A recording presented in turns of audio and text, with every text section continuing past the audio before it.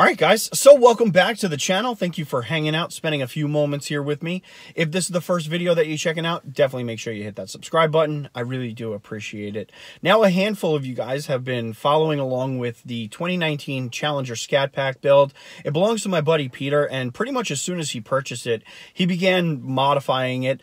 He started off with long tube headers, high flow cats, moved on to a Hellcat throttle body, and then a cold air intake.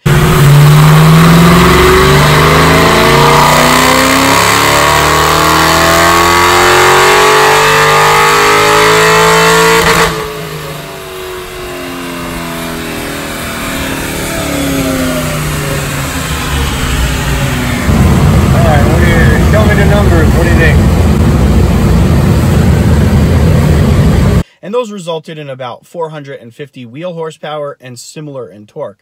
Now, we ripped all those bolt-ons off and decided to put a twin-turbo setup in place, and the results were actually quite impressive. He decided to run 6 pounds of boost and then 10 pounds of boost.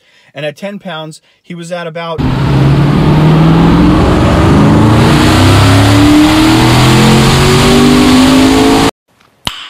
Nice.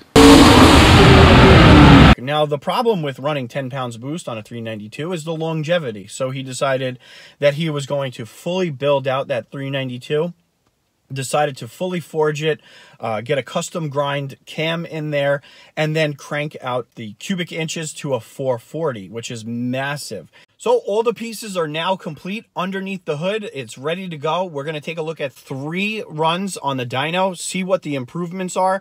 Now, keep in mind that this new engine is more reliable than the other one. So they're going to be running around 11 pounds of boost on 93 octane. It was told to me that if they wanted to run more boost, like 15, 20 pounds of boost, they would have to either decide to go E85 or race fuel. And I believe that down the road, they are going to try with race fuel. So really, guys, I want to show you the footage. 11 pounds of boost, 93 octane. And remember, this engine is set up for, you know, big time horsepower. So 11 pounds of boost is barely even scratching the surface. So with that being said...